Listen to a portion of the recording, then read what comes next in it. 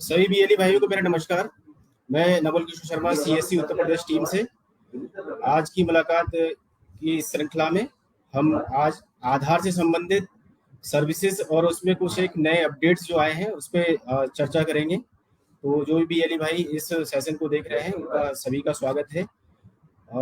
कुछ एक चेंजेस हैं जो कि आधार सॉफ्टवेयर में हुए हैं, जो कि हमारे बीएलई भाई हैं जो कि बैंक पीसी हैं, उनमें से कुछ एक सेलेक्टेड बीएलई भाई जो कि आधार के मानकों को पूरा करते हैं, तो वो आधार संशोधन का काम हमारे यूसीएल सॉफ्टवेयर पे कार्य करते हैं। तो यूसीएल सॉफ्टवेयर में कुछ यूआईडीआई के द्वारा अपडेशन किए गए हैं, कुछ नए वर्जन अपडेट किए गए हैं और पुराने वर्जन को आज से कल शाम से ही बंद कर दिया गया है। तो उसी पे हम लोग चर्चा करेंगे कि कौन कौन से वर्जन हैं जो अभी प्रेजेंट टाइम में लाइव है। इसके अलावा हम कैसे अपने यूसीएल पे अभी भी, चूंकि पिछले कुछ एक समय से 2-3 माह से हमारी कुछ एक सर्विसेज हैं जो कि आधार सॉफ्टवेयर के माध्यम से हम लोग यूसीएल से करते थे, नेम करेक्शन, डीओबी इत्यादि को बार्ड कर दिया गया है, अब वो हम नहीं कर पा रहे हैं। उसके बावजूद हम अपने यूसीएल के माध्यम से कैसे ज़्यादा से ज़्यादा ट्रांजेक्शन कर सकते हैं उस पर बात करेंगे, और उसके साथ साथ यूआईडीआई की गाइडलाइंस को किस तरह हमें फॉलो करना है, कौन कौन सी जो कमियां हैं या फिर गलतियां हैं उन्हें हमें नहीं दोहराना है, जिससे कि अननेसेसरी हमारा आधार का जो वर्क है, हम लोग आधार संशोधन का कार्य करते हैं, वो बंद ना हो। तो उस पर बात करेंगे।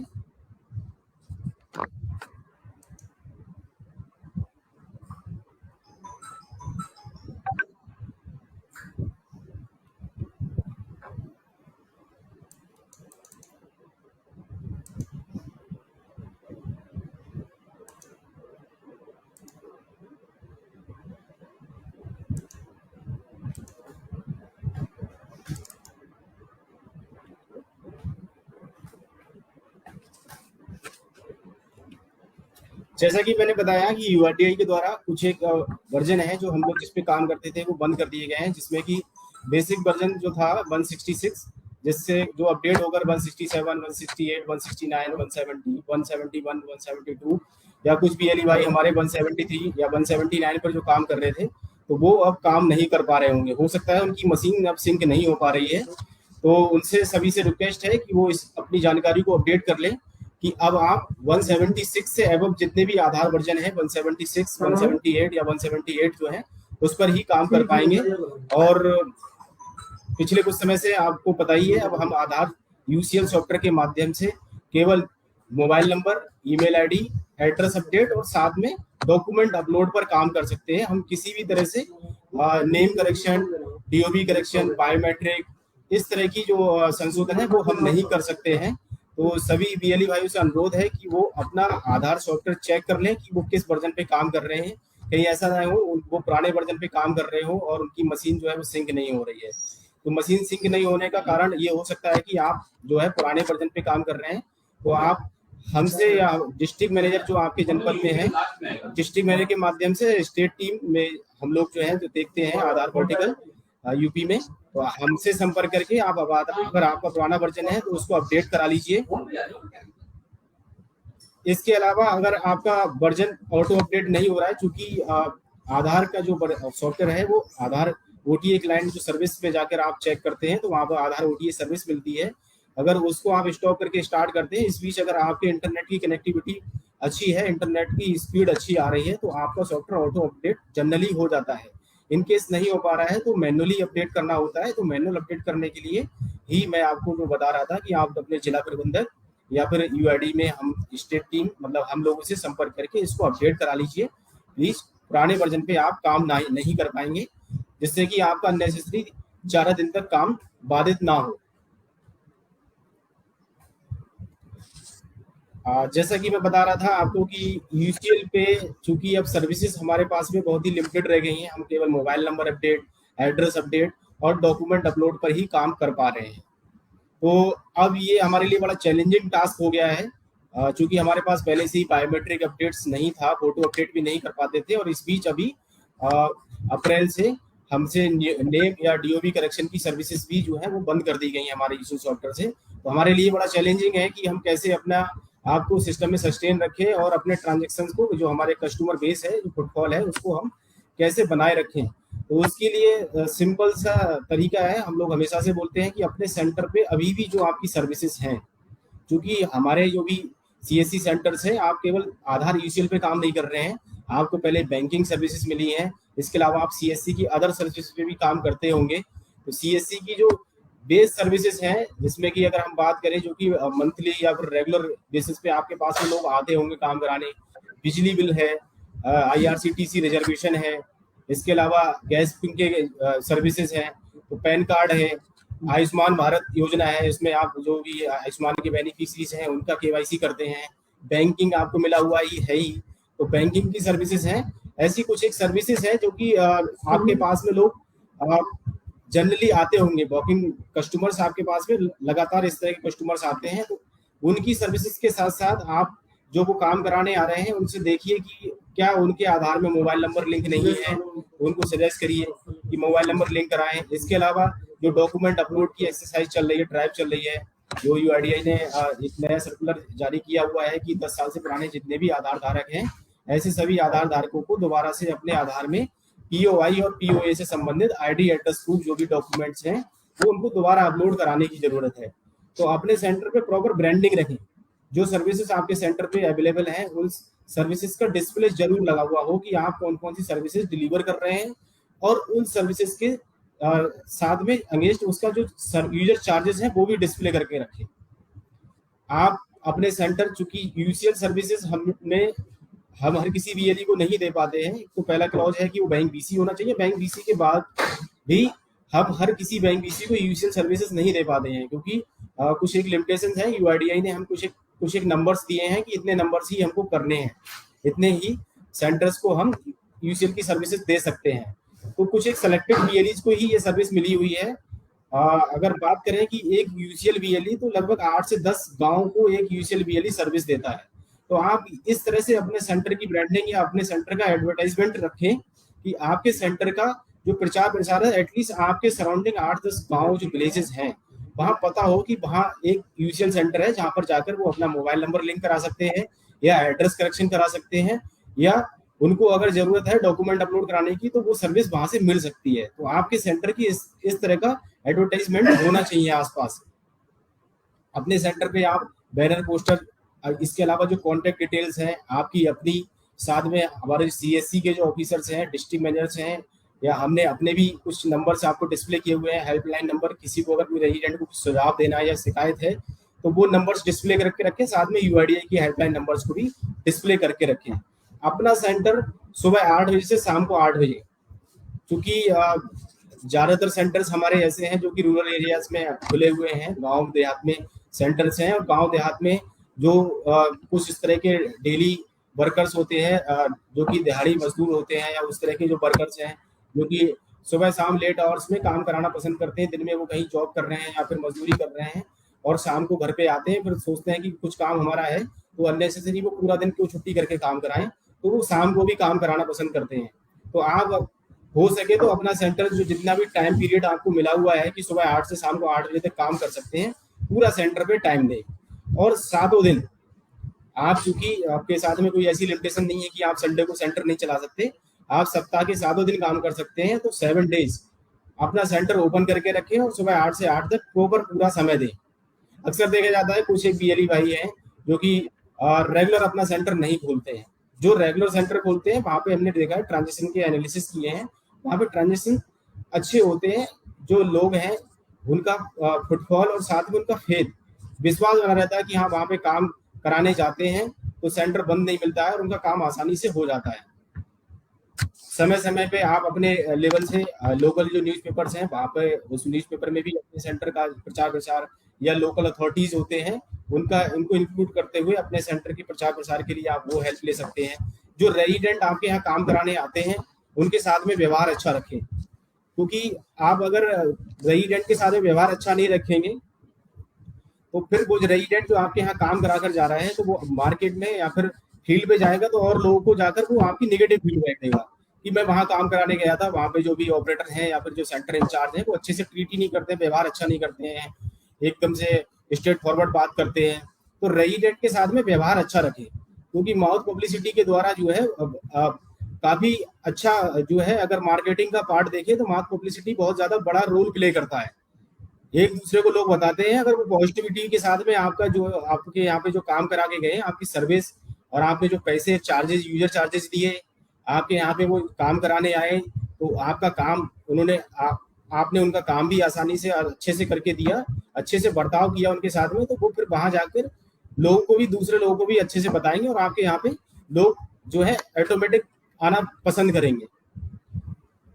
जो लोग आपके यहाँ काम कराने आ रहे हैं, जैसे कि मैंने आपको बोला कि यूआईडीआई के द्वारा सर्कुलर जो 10 साल से पुराने जितने भी आधार धारक हैं, अगर इनकेस उन्होंने कभी भी अपने आधार में डेमोग्राफिक से संबंधित कोई भी अपडेट्स या फिर चेंजेस नहीं कराए हैं, तो ऐसे सभी आधार धारकों को दोबारा से अपने आधार में डॉक्यूमेंट अपलोड कराने की जरूरत है। आधार में आईडी एड्रेस प्रूफ, पीओआई और पीओए, तो वहां पे अपने सेंटर पे डॉक्यूमेंट अपलोड के संबंध में जो पोस्टर बैनर आपके बीच में हम लोगों ने शेयर किए हैं वो लगाकर रखें, जिससे कि लोग अगर वो बैनर पोस्टर देखेंगे तो उनके अंदर एक ईगरनेस, एक क्यूरियोसिटी आएगी कि ये क्यों लगा हुआ है, इसका क्या मतलब है। वो लगा होगा, फिर आपसे वो क्वेश्चन पुट अप करेंगे और आपको उन्हें बताकर समझाकर उनका डॉक्यूमेंट अपलोड कराने के लिए उनको प्रेरित करना है कि वो कराएं। यूआईडीआई की गाइडलाइन को फॉलो करना आपका, हमारा एज ए रजिस्ट्रार एजेंसी मूल कर्तव्य है कि हम जो भी यूआईडीआई की गाइडलाइन है, चाहे वो डॉक्यूमेंटेशन को लेके हो, जो डॉक्यूमेंट बताए गए हैं एज पर डॉक्यूमेंट वैलिड, जो डॉक्यूमेंट की लिस्ट है, जो डॉक्यूमेंट की वैलिड डॉक्यूमेंट लिस्ट है, उसके अनुसार जो डॉक्यूमेंट लिस्ट में आ रहे हैं उन्हीं डॉक्यूमेंट्स को आपको लेना है। इसके अलावा और कोई डॉक्यूमेंट आप ना लें। किसी भी तरह का कोई भी रेजिडेंट कितना भी दबाव बनाए, उसकी कितनी भी मजबूरी है, कितना भी परेशान है कि हाँ भाई उसका काम नहीं हो रहा है, अगर वो कहता है, आप पे प्रेशर करता है कि नहीं मेरा इसी डॉक्यूमेंट से कर दो, और आपको लग रहा है कि वो डॉक्यूमेंट जो यूआईडीआई की स्टैंडर्ड डॉक्यूमेंट की लिस्ट है और उसमें लाई नहीं करता है, उसमें लिस्ट में नहीं आ रहा है, तो फिर आपको वो डॉक्यूमेंट एक्सेप्ट नहीं करना है। ओवर चार्जिंग में इन्वॉल्व नहीं होना है, क्योंकि अगर ओवर चार्जिंग करेंगे तो फिर उस पर इमीडिएट सस्पेंशन और साथ में ओवर चार्जिंग की पेनल्टी भी एक हैवी पेनल्टी है। 50,000 रुपए पेनल्टी लगती है और उसमें 0% टॉलरेंस है यूआईडीआई और साथ में सीएससी। हम 0% टॉलरेंस के साथ काम कर रहे हैं और हमारा और आपका कर्तव्य है कि यूआईडीआई के जो रूल्स एंड रेगुलेशन गाइडलाइंस है उसको हम फॉलो करें। हम आपसे अनुरोध करते हैं कि प्लीज इसमें सपोर्ट करिए, कंट्रोवर्सी ना करें कि दूसरा रजिस्ट्रार या दूसरी एजेंसी या दूसरा सेंटर कोई चला रहा है, वो ऐसे काम करता है, हम भी ऐसे ही काम करेंगे। प्लीज, हम सब एक ही प्लेटफॉर्म पे काम कर रहे हैं, सब काम करने वाले सब एक ही हैं, तो प्लीज सभी से अनुरोध है कि यूजर चार्जेज जो बताए गए हैं, हमारी यूसीएल के माध्यम से केवल करेक्शन का काम होता है। आधार अपडेट करते हैं हम लोग, चाहे मोबाइल नंबर लिंक करते हैं या फिर मोबाइल नंबर अपडेट करते हैं, एड्रेस अपडेट करते हैं या डॉक्यूमेंट अपलोड करते हैं, सभी सर्विसेज का मात्र 50 रुपए निर्धारित शुल्क है, तो 50 रुपए ही रेजिडेंट से चार्ज करें। कुछ एक केसेस में देखा गया है कि कभी भी कोई ओवर चार्जिंग की कंप्लेन आती है तो फिर हम बचाव करते हैं कि सर हमने उसका प्रिंट भी करके दिया था या फिर उसका हमने कोई और डॉक्यूमेंट भी बनाया होगा या बनाया था, इसलिए हमने उससे ज्यादा चार्जेस किए। तो प्लीज ऐसी एक्टिविटी ना करें। अगर ऐसा कुछ कर भी रहे हैं आपने उसका प्रिंट आउट निकाल के दिया या फिर आपने उसकी हेल्प की कोई और डॉक्यूमेंट बनाने में या बनवाने में, तो प्लीज रेजिडेंट को अच्छे से बताकर समझाकर इस कार्य को करें और रजिस्टर मेंटेन जरूर करें। क्योंकि कभी भी अगर कोई भी कंप्लेन आती है तो उसका वेरिफिकेशन करने के लिए आपके पास में आपने जो रजिस्टर मेंटेन किया हुआ है वो, और साथ में आपके सेंटर पे सीसीटीवी कैमरे इत्यादि लगे हो, आपके सेंटर पे रेट लिस्ट लगी हुई हो, आपके सेंटर पे बाहर भी जो हेल्पलाइन नंबर यूआईडीआई के हैं वो सभी डिस्प्ले हुए और रखे होंगे। तो फिर क्रॉस वेरिफिकेशन जब किया जाएगा तो रेजिडेंट से पूछने के लिए आपने जो रजिस्टर मेंटेन किया है, रजिस्टर में जो मोबाइल नंबर है रेजिडेंट के एग्जैक्ट वही मोबाइल नंबर हो जो रेजिडेंट अपना मोबाइल नंबर अपने आधार में अपडेट करा कर गया है या फिर उसने आधार में अपना जो भी कुछ काम कराया था जो उसका मोबाइल नंबर स्वयं का था। ऐसा ना हो कि मोबाइल नंबर गलत लगे होते हैं, रजिस्टर में मेंशन रहते हैं या फिर इनकरेक्ट डिटेल बिल्कुल भी मेंशन ना करें, या फिर रजिस्टर को प्रॉपर तरीके से मेंटेन करके रखें और रजिस्टर में जो जिस कार्य को आपने किया है उस कार्य को मेंशन करें और रेजिडेंट को अच्छे से बताएं हो सके। क्योंकि आप हमारे जितने भी सीसी सेंटर हैं सभी पे और भी सर्विसेज आप लोग डिलीवर कर रहे हो, जैसे कि मैं बताया कि आप हो सकता है वहाँ पे आय जाति निवास का भी काम कर रहे हैं या बर्थ सर्टिफिकेट में भी हेल्प कर रहे हैं, तो उस काउंटर को अलग कर दें। आप आधार का काम जहाँ पे जिस एरिया में अपने सेंटर पे कर रहे हैं उसको सेपरेट पार्टीशन कर लीजिए, पोर्शन कर लीजिए, जिससे कि रेजिडेंट को ये अच्छे समझ में आ जाए कि हाँ आधार की सर्विसेज यहाँ पे और भी काम मैंने भले ही कराया है, लेकिन आधार में जो मैंने काम कराया, मोबाइल नंबर लिंक कराया या कुछ और भी मैंने काम कराया है, तो उसके लिए जो यूजर चार्जेस निर्धारित शुल्क थे 50 रुपये, वही दिया है मैंने। कभी भी कोई भी अनजान व्यक्ति है उसको अपना सिस्टम रिमोट पर ना दें। जैसे कि मैंने अभी आपको बताया कि अभी सॉफ्टवेयर में चेंजेस हुए हैं, तो सॉफ्टवेयर चेंजेस के लिए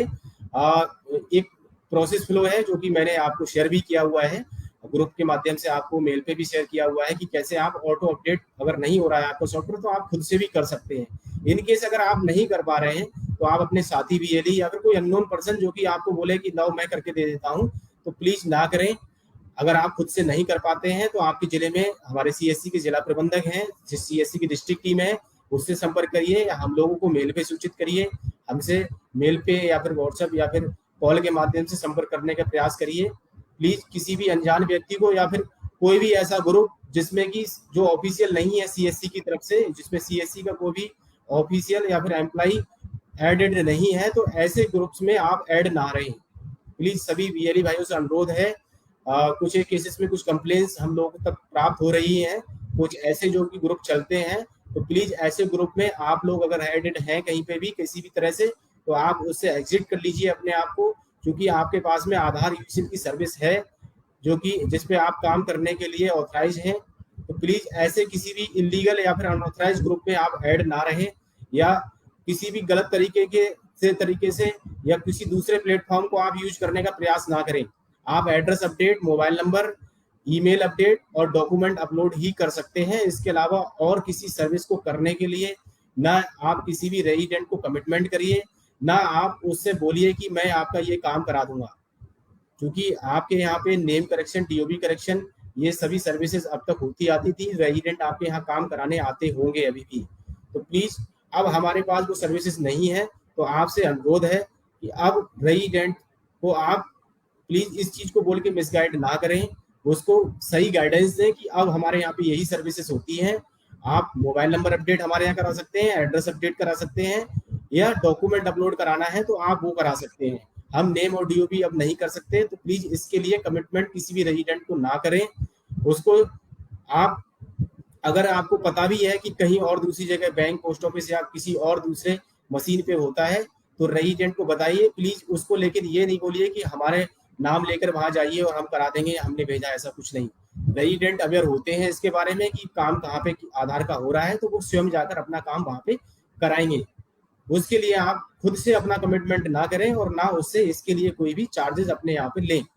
आप जो सर्विसेज दे रहे हैं, मोबाइल नंबर अपडेट कर रहे हैं, एड्रेस कर रहे हैं या डॉक्यूमेंट अपलोड कर रहे हैं, तो प्लीज वही करें और अच्छे से रेजिडेंट को बताएं इसके बारे में।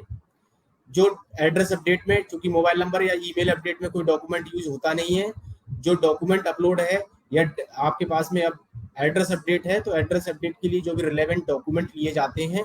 आप एड्रेस अपडेट के लिए जो डॉक्यूमेंट ले रहे हैं उसको अच्छे से चेक कर लें। उसमें प्रॉपर डिटेल रेजिडेंट की है, साइन स्टैम्प, या फिर उस पर साइन स्टैम्प अगर वो स्टैंडर्ड फॉर्मेट लेके आया है तो साइन स्टैम्प जो है वो बताया है आपको, तरीका किस तरह से चेक करना है वो प्रॉपर दिया हुआ है। उसमें किसी भी तरह की टेम्परिंग या वाइटनर या कटिंग नहीं होनी चाहिए। कोई भी कोशिश करिए कि स्टेपल इत्यादि किया हुआ फोटो ना हो, पेस्ट किया हुआ फोटो होना चाहिए जब आप, क्योंकि कई बार जब आप स्टेपल किया हुआ फोटो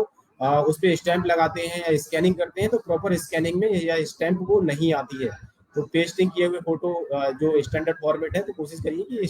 वहाँ पे पेस्ट किया हुआ फोटो हो, फिर उसके बाद में उस पर स्टैंप लगी हुई हो। तो ये कुछ एक गाइडलाइंस है जिनको आपको ध्यान देना है। किसी भी तरह की कोई फ्रॉडलेंट एक्टिविटी, कोई भी गलत तरीके से कोई भी आधार अपडेट करने के लिए आपको इंसिस्ट करता है, बताता है, कोई भी आपको दूसरा प्लेटफॉर्म के लिए बता रहा है, तो तुरंत हमारे डिस्ट्रिक्ट मैनेजर्स या हमारे को सूचित करिए, ना कि उसमें आप जो है अपना पार्टिसिपेंट करके और उसको आप फायदा उठाने की कोशिश करने की कोशिश बिल्कुल भी ना करें। इसके अलावा अभी प्रेजेंट टाइम में जैसे कि डॉक्यूमेंट अपलोड, तो आपको पिछले काफी समय से हम बता ही रहे हैं कि डॉक्यूमेंट अपलोड एक बड़ा स्कोप है आपके पास में, और काफी लोगों के डॉक्यूमेंट अपलोड दोबारा से आधार में उनके करने हैं, क्योंकि 2013 से पहले काफी संख्या में आधार कार्ड बने हुए हैं और उनको दोबारा से अपना पीओआई और पीओ अपने डॉक्यूमेंट अपडेट कराने हैं। इसके अलावा अगर हम बात करें प्रेजेंट टाइम में, और पिछले 15-20 दिन से या लगभग 1 महीने से हम लोग देख भी रहे हैं, एनालिसिस भी किए हैं और आप भी देख रहे होंगे, अभी सहारा रिफंड पोर्टल जो सहारा के निवेशक थे या सहारा यूजर थे जिन्होंने अपना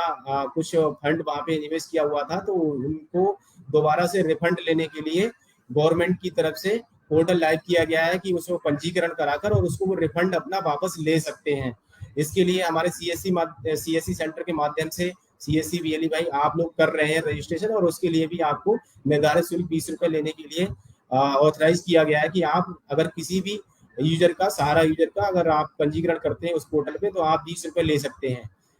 इस बीच आपने देखा है कि बहुत अभी भी, जैसे कि आप बोलते थे कि सर मोबाइल नंबर लिंक कराने बहुत कम लोग आते हैं, मोबाइल नंबर तो ज्यादातर लोगों के लिंक हैं, लेकिन आपने देखा कि अभी जब ये स्कीम आई हुई है, इसके लिए रजिस्ट्रेशन पोर्टल लिंक खोला, ओपन किया गया है,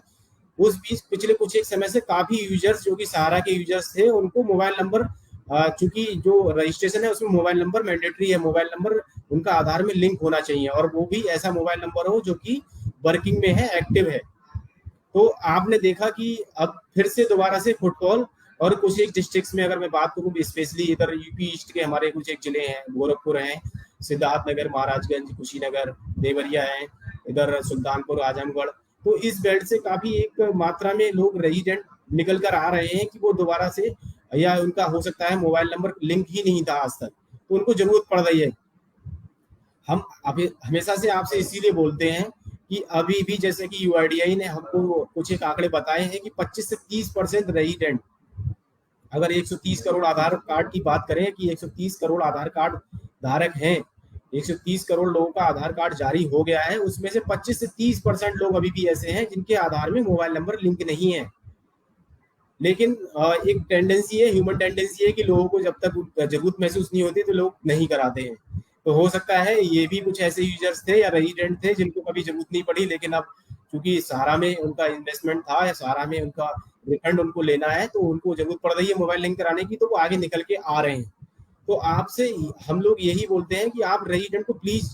क्योंकि सीएससी एक ऐसा प्लेटफॉर्म है, सीएससी एक ऐसा अपने आप में मॉल है, क्योंकि आप इतनी सर्विसेज दे रहे हैं, तो एक उस सर्विसेज, एक छतरी के नीचे, एक छाता के नीचे, जो अम्ब्रेला के नीचे आप सर्विसेज दे रहे हैं, कि अपने आप में मॉल है उस सर्विसेज को डिलीवर करने के लिए। तो आप अपने सेंटर पे यूसीएल जैसी सर्विस आपको मिली हुई है, तो आप जरूर लगा कर रखें कि अगर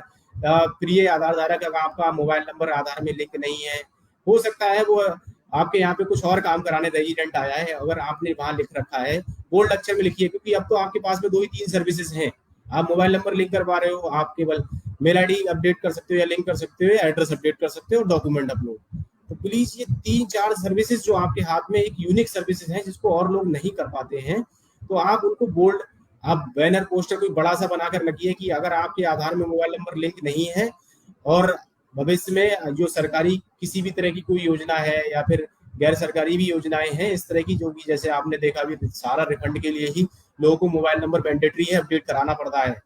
तो आप लगा कर रखें, जिससे कि लोगों को अननेसेसरी भीड़ में या उस लाइन में, कतार में लगना ना पड़े। जैसे कि आपको बार बार बोला जा रहा है कि आधार में जो डॉक्यूमेंट अपलोड ड्राइव है, इस पे बहुत उम्मीद है यूआईडीआई को, और स्पेशली हमसे बहुत उम्मीद है, क्योंकि हमारे नंबर्स इतने होते हैं। हम अगर यूपी में बात करें तो 5000 से ज्यादा हमारे एक्टिव यूसीएल सेंटर्स हैं, और हमारी रीच ग्राउंड लेवल पे गांव तक होती है, ठीक है। तो हमसे काफी उम्मीद रहती है, तो हम अवेयरनेस में भी अपना इन्वॉल्वमेंट रखें, कि लोगों को अवेयर करने के लिए भी हमारा एक कंट्रीब्यूशन निकल के आए, कि हमने लोगों को अवेयर किया, उसके बाद ये नंबर्स हम कन्वर्ट कर पा रहे हैं। ये ऐसा महसूस ना हो कि लोगों को जरूरत हुई तो लोग खुद चलकर आए और उन्होंने अपना काम कराया, तो हमने नंबर्स करके दे दिए। तो हमें लोगों को प्री अवेयर करके रखना है उनको, जिससे कि उन्हें अननेसेसरी, जैसे अभी देख रहे हैं 2-3 दिन से थोड़ा सा सर्वर प्रॉब्लम कर रहा है, कल भी सर्वर बहुत प्रॉब्लम कर रहा था, और आज भी बहुत सर्वर पे हैवी ट्रैफिक है या जो भी है। यूआईडीआई पे जब भी कुछ भी सॉफ्टवेयर में चेंजेस या बैकएंड से टेक्निकल टीम यूआईडीआई की कुछ वर्क करती है, तो इस तरह के चैलेंजेस आते हैं, और सर्वर जो है वो काम करना बंद करता है, या सर्वर स्लो वर्क करता है। तो लोगों को आप थोड़ा सा अवेयर करिए कि भाई, जैसे कि अभी सहारा में जरूरत पड़ी, कितने लोगों ने मोबाइल नंबर नहीं लिंक कराए हुए थे, अब कराने पड़ता है उनको। तो सभी लोग अपना, जो भी आपके लोग सेंटर पे काम कराने आते हैं, पीएलई भाइयों से अनुरोध है कि स्पेशली ये 2-3 चीजें हैं जो आपके पास रह गई हैं आधार में, और इसमें भी बड़ा स्कोप आपने देखा भी है। काफी यूजर्स ऐसे हैं, आधार धारक ऐसे हैं जिनके मोबाइल नंबर अभी लिंक नहीं है, हो सकता है कभी, अभी जैसे वन फैमिली वन आईडी आपको ऑलरेडी बताया, मैंने पिछले भी लाइव सेशंस में बताया था, और आप लोग अभी इसके लिए भी रजिस्ट्रेशन कर रहे होंगे हमारे बीएलई भाई, क्योंकि वो रजिस्ट्रेशन भी ई डिस्ट्रिक्ट पोर्टल के माध्यम से हो रहे हैं, और उसको लेके भी डिस्ट्रिक्ट एडमिनिस्ट्रेशन से जिला प्रशासन, जिला अधिकारी महोदय के द्वारा बार बार जो है समीक्षा बैठक की जा रही है कि उसमें कितना प्रगति जो है जिलेवार चल रही है। वन फैमिली वन आईडी में भी मोबाइल नंबर लोगों के या रेजिडेंट के आधार में लिंक होना जरूरी है। जिन लोगों के मोबाइल में अगर आधार नंबर लिंक नहीं होंगे तो वो वन फैमिली वन आईडी का बेनिफिट नहीं ले पाएंगे, या जो आधार धारक, चूंकि वन फैमिली वन आईडी जो है वो प्रोजेक्ट या जो योजना है वो केवल यूपी के लिए योगी सरकार या यूपी गवर्नमेंट ने जो है वो लॉन्च की है। तो यूपी के जितने भी आधार धारक हैं या राशन कार्ड होल्डर हैं उन्हीं को बेनिफिट मिल पाएगा। तो लोगों के एड्रेस भी अपडेटेड होना जरूरी है। अगर इन केस किसी का आधार कार्ड मुंबई का है और वो हो सकता है कि उसकी प्रॉपर्टी यहाँ रह भी रहा है, पहले मुंबई में वो जॉब कर रहे थे और अब वो पिछले 5-7 साल से भले यूपी आ गए, लेकिन उन्होंने आधार अपना अपडेट एड्रेस नहीं कराया है, और वो चाहते हैं कि मुझे जो है वन फैमिली वन आईडी के अंतर्गत मेरा जो है उसमें रजिस्ट्रेशन हो जाए या उस स्कीम में मेरा रजिस्ट्रेशन हो जाए, तो वो नहीं करा पाएंगे जब तक कि वो अपना आधार में एड्रेस यूपी का नहीं करा लेंगे। इसीलिए बात हो रही है कि लोगों के जो डेमोग्राफिक डिटेल है, उनके एड्रेस हैं आधार में, वो अपडेटेड रहने चाहिए। जहां वो रह रहे हैं, जहां वो 2-3 साल से रह रहे हैं और उसके बावजूद वो अपना आधार अपडेट नहीं करा रहे हैं एड्रेस, तो उसके पीछे क्या रीजन है? हो सकता है उन्हें जरूरत नहीं पड़ी है, लेकिन जरूरी नहीं है कि जब जरूरत पड़े तभी उस काम को कराया जाए। समय रहते काम करा लेने से जो अननेसेसरी भीड़ या फिर जो लाइन में लगने वाला जो एक सिचुएशन क्रिएट हो जाती है, तो उससे हम लोग बचे रहते हैं। तो आप अवेयर करें अपने आसपास जितने भी आपके रेजिडेंट हैं जिन्होंने आधार अपने पहले बहुत पहले कभी बने हुए हैं जिनके आधार, तो वो अपना समय रहते आधार में पीओए अपडेट कर ले, क्योंकि अभी इसको जो है मैंडेटरी नहीं करा गया, वॉलेंट्री है। लेकिन बोला जा रहा है बार बार कि अगर इन केस जो गवर्नमेंट की स्कीम्स हैं, जिसमें कि अगर गांव की बात करें तो सबसे पहले आता है राशन कार्ड होल्डर हैं, उनको राशन मिलता है, वो भी अब आजकल आधार बेस्ड है, आधार से लिंक कर दिए गए हैं राशन कार्ड जितने भी हैं। इसके अलावा पेंशनर हैं, पेंशन वृद्धा पेंशन है या जो भी जिस तरह की पेंशन हैं वो भी है, स्कॉलरशिप है वो भी अब आधार से कर दी गई है। बैंक के खाते जितने भी बैंक में खाते हैं वो भी सब लिंक है आधार से ही। इसके अलावा और भी जितनी भी सर्विसेज जो भी सरकारी योजनाएं हैं, लगभग 1000 से ज्यादा सरकारी योजनाएं ऐसी हैं जिसपे कि आधार यूज डायरेक्ट या इनडायरेक्ट वे में होता है। तो आप लोगों को अवेयर करिए कि अपने आधार में समय रहते पीओए को अपडेट दोबारा से करा लें, जो उनके अपडेटेड पीओए प्रेजेंट टाइम में है। नहीं तो हो सकता है आने वाले समय में जो सरकारी योजनाओं का लाभ है या किसी भी ऐसी स्कीम से वो जुड़े हुए हैं जिसमें कि अपडेटेड उनके मोबाइल नंबर, उनके आईडी एड्रेस बुक होने चाहिए। फॉर एग्जाम्पल जो हमने अभी देखा है, एग्जाम्पल दे रहा था आपको सहारा का, कि सहारा में बहुत बड़ी संख्या में लोग निकल के आ रहे हैं, आधार धारक ऐसे निकल के आ रहे हैं जिन्होंने मोबाइल नंबर आज तक लिंक ही नहीं कराए थे, और वो इस सर्विस का बेनिफिट तब तक नहीं ले पा रहे हैं, रजिस्ट्रेशन नहीं कर पा रहे हैं जब तक उनका मोबाइल नंबर लिंक नहीं है। तो प्लीज सभी आप बीएलई भाइयों से अनुरोध है, स्पेशली जो हमारे यूसीएल पे बीएलई भाई काम कर रहे हैं, कि आप रेजिडेंट को अवेयर करें और ये जो भी सर्विसेज आपके पास में आपके यूसीएल सॉफ्टवेयर पे अभी भी अवेलेबल है उनको ज्यादा से ज्यादा डिलीवर करने के लिए आप इस तरह से अपना लोगों को अवेयर करके अपने ट्रांजेक्शन आसानी से बढ़ा सकते हैं। अभी भी कोई इतना वो आप अपने आप को जो है डेमोलाइज ना करें कि अरे अब हमारे से ये सर्विसेज चली गई, हमारे पास कुछ नहीं बचा, क्योंकि कुछ रिक्वेस्ट हमारे पास अभी आना शुरू हो गई है कि सर हमारा सरेंडर करना चाहते हैं, हम बंद करना चाहते हैं, कि हमारा स्टैटिक आईपी का खर्चा नहीं निकल पा रहा है। देखिए, मैं जब भी कोई सरेंडर मेल आता है तुरंत बीएलई से पूछता हूँ कि क्या हम यूसीएल सर्विसेज ही देते हैं सीएससी के माध्यम से? आपके पास बैंक बीसी है, आप और भी सर्विसेज दे रहे हैं ना, ये एक एडिशनल सर्विस है जो कि आपके सेंटर पे फुटफॉल को एनहेंस करती है। ऐसा नहीं है कि यूसीएल खत्म होने से या यूसीएल की सर्विसेज कम हो जाने से आपके यहाँ लोग आना बंद हो गए, बंद नहीं हो गए।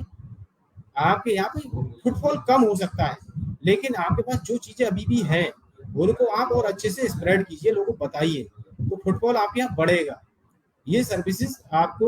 लोगों को जोड़ने के लिए आपको इनहेंस करती है। ये आप डिपेंडेंट सर्विस नहीं है कि आप जो है यूसीएल पे अगर ये चीजें बंद हो गई तो आप बंद कर देंगे, सीएससी सरेंडर कर देंगे, बैंक बीसी सरेंडर कर देंगे, ऐसा नहीं करना है। इसके अलावा एक दोबारा से मैं आप सभी यूसीएल बीएलई भाई या आधार ऑपरेटर्स जितने भी हमारे हैं, हमने जो यूआईडीआई का सर्कुलर जारी हुआ था अप्रैल में, उसको दोबारा से मैं आपको रिवाइज करना चाहूंगा कि जो भी ऑपरेटर्स या यूसीएल पे काम करने वाले हमारे ऑपरेटर्स हैं वो ध्यान दें कि यूआईडीआई के द्वारा जो सामने आपको स्क्रीन पे टाइमलाइन दी जा रही है, बियॉन्ड दिस टाइमलाइन आपको दोबारा से अपना आधार सर्टिफिकेशन जो एनएससीआईटी या फिर सीपी से आपने एग्जाम दिया था उसको दोबारा से आपको री एग्जाम करना है, उस एग्जाम में दोबारा अपीयर होना है। ये टाइमलाइन आप इसको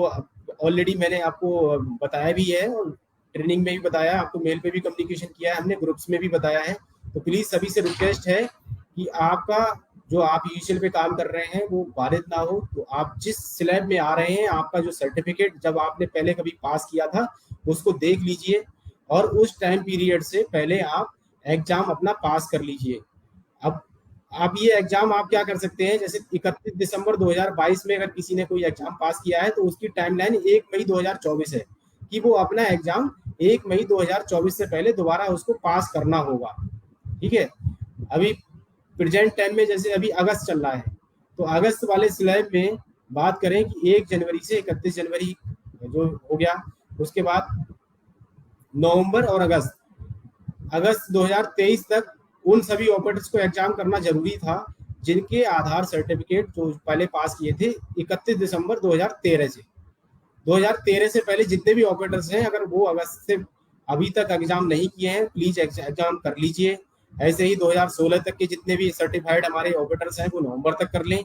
और इसको एग्जाम को पास करने के लिए एक ऑथराइजेशन लेटर की जरूरत पड़ रही है, तो वो ऑथराइजेशन लेटर आप लोग हमारे जो डिस्ट्रिक्ट मैनेजर्स हैं, जिला प्रबंधक हैं, उनसे प्राप्त करेंगे और उस ऑथराइजेशन लेटर को अपलोड करेंगे, तभी आप एग्जाम के लिए अप्लाई कर पाएंगे। और जब एग्जाम देने आप फिजिकली जाते हैं एनएससीआईटी सेंटर पे तो वहां आपको लेकर भी जाना होगा वो ऑथराइजेशन लेटर अपने सेंटर पे। जैसा हम हमेशा बताते हैं कि जो भी हेल्पलाइन नंबर है यूआईडीआई की वो डिस्प्ले करके रखें, मेल आईडी डिस्प्ले करके रखें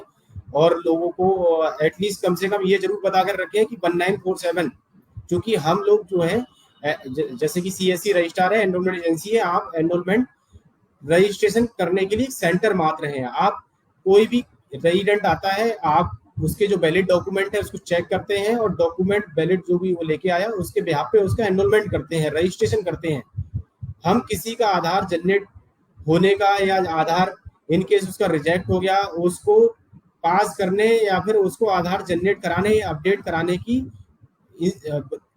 सियोरिटी या फिर गारंटी नहीं लेते हैं, क्योंकि आधार जारी करने की जो अथॉरिटी है वो यूआईडीआई है। आपने जो इसके डॉक्यूमेंट से उसको अच्छे से चेक किया और उस डॉक्यूमेंट को चेक करने के वेरिफिकेशन के बाद आपने एज पर गाइडलाइन उसका एनरोलमेंट करते हुए उसको एनरोलमेंट स्लिप दे दी, उससे जो यूजर चार्जेस थे निर्धारित शुल्क थे 50 रुपए वो चार्ज किया और उसको बता दीजिए अच्छे से कि 1947 नंबर है, इस पे वो अपना ट्राई करते रहे। इसके अलावा help@uidi.gov.in मेल आईडी है, इस मेल आईडी पर भी मेल करके वो अपना कोई भी क्वेरी या कोई क्वेश्चन है उनका इनकेस आधार रिजेक्ट हो जाता है या कोई और भी वजह से उनका आधार डिले हो रहा है, प्रोसेस नहीं हो रहा है, जनरेट नहीं हो रहा है, तो 1947 या help@uidi.gov.in ईमेल आईडी पर मेल कर सकते हैं। पिछले कुछ एक समय से पिछले 1-1.5 महीने से एक प्रॉब्लम भी आ रही है, कुछ एक पैकेट जो है प्रोसेस में नहीं जा रहे हैं या कुछ पैकेट प्रोसेस होने में समय लग रहा है। तो आपसे भी सभी बीएलई भाइयों से अनुरोध है कि आप रेजिडेंट से थोड़ा सा पेशेंस के साथ में उसको पेश आए, अननेसेसरी उससे झगड़े नहीं। अगर कोई भी पैकेट आपका होल्ड में है या प्रोसेस में नहीं जा रहा है या फिर आपको प्रोसेस नहीं दिखाई दे रहा है वहां पे, तो प्लीज उसका ईआईडी नंबर डालकर, कई बार ऐसा होता है कि आपके सॉफ्टवेयर में उसका जो स्टेटस है वो कुछ और दिखा रहा होता है लेकिन एक्चुअल में बैकएंड से वो पैकेट जो है प्रोसेस हो गए होते हैं। तो प्लीज यूआईडीआई की जो आधार चेक स्टेटस वाली जो वेबसाइट है उस पर ईआईडी नंबर डाल के चेक करें। अगर उस पर भी आधार स्टेटस चेक नहीं हो पा रहा है तो आप रेजिडेंट को बताएं कि help@uidi.gov.in पे रेजिडेंट खुद से भी मेल कर सकते हैं, क्वेरी कर सकते हैं, आप हेल्प भी कर सकते हैं। इस मेल आईडी पर भेजकर ईआईडी आप चेक स्टेटस करवा सकते हैं उसमें, क्योंकि कुछ पैकेट ऐसे होते हैं जो बैकएंड से थोड़ा डिले या काफी समय बाद जो है प्रोसेस होते हैं। तो उसकी जानकारी आपको इस मेल आईडी या फिर उस कॉल करने पर उस फोन नंबर के माध्यम से प्राप्त हो जाएगी। आप रेजिडेंट को मिसगाइड ना करें और अननेसेसरी उससे झगड़े नहीं, उसे प्यार से बताएं कि हमने आपका जो भी मोबाइल नंबर लिंक करना था या एड्रेस अपडेट करना था, आप जो चीज लेकर आए थे वो उसको देखते हुए एनरोलमेंट कर दिया है, ये स्टेटस है, ये ईआईडी नंबर है, आप इस पे अपना स्टेटस पता कर सकते हैं। तो आज की मुलाकात इस सेशन में 2-3 बातें मेन हम लोगों ने डिस्कस की। सबसे पहला तो आधार का जो सॉफ्टवेयर वर्जन है वो अपडेट हो गया है, तो आप लोग सभी बीएलई भाइयों से अनुरोध है कि अपना वर्जन चेक कर लें कि आप अपना जो सॉफ्टवेयर वर्जन है वो अभी 180 है, 180 पे काम कर रहे हैं। 176 से नीचे बिलो जितने भी आधार वर्जन है वो सभी बंद कर दिए गए हैं। अगर मशीन आपकी सिंक नहीं हो रही है तो तुरंत चेक करें आधार वर्जन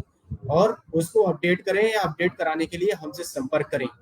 इसके अलावा आप निर्धारित शुल्क ही लें अपने सेंटर पे। अभी भी हमारे पास काफी बड़ा स्कोप है कि हम अच्छे से अपने सेंटर पे अच्छे ट्रांजेक्शन कर सकते हैं। बस हमें थोड़ा सा शर्त यही है कि अपने सेंटर पे प्रॉपर समय देना है, डेली अपना सेंटर खोलना है। सुबह 8 बजे आप सेंटर पे काम कर सकते हैं तो शुरू करिए, पूरा समय दीजिए, अननेसेसरी अपना सेंटर बंद मत रखिए, आपके यहाँ पे ऑटोमेटिक फुटफॉल बना रहेगा। इसके अलावा तीसरा पॉइंट मैंने डिस्कस किया, जो टाइमलाइन है, बियॉन्ड द टाइमलाइन अपना आप एनएससीईआरटी का एग्जाम दोबारा दे लीजिए और यूआईडीआई की गाइडलाइन के अनुसार काम करिए। डॉक्यूमेंटेशन वाला पार्ट है या फिर जो यूजर चार्जेस हैं निर्धारित शुल्क यूआईडीआई के द्वारा, वही आप रेजिडेंट से लीजिए। तो आज की मुलाकात सेशन में जो भी बीएलई भाई इस सेशन को देख रहे थे, सभी बीएलई भाइयों का आज की मुलाकात सेशन को देखने के लिए धन्यवाद। आप इस सेशन को हमारे CSC Facebook Uttar Pradesh live जो पेज है सीएससी फेसबुक उत्तर प्रदेश, उस पर बाद में भी देख सकते हैं, उसको समझ सकते हैं। इनकेस अगर कोई बीएलई भाई आज की मुलाकात इस सेशन में ऐड नहीं हो पाए थे तो आप उस पर भी बाद में ये रिकॉर्डेड रहता है फेसबुक लाइव सेशन, आप उस पर अपना इस लाइव सेशन को दोबारा से देख सकते हैं। धन्यवाद, नमस्कार।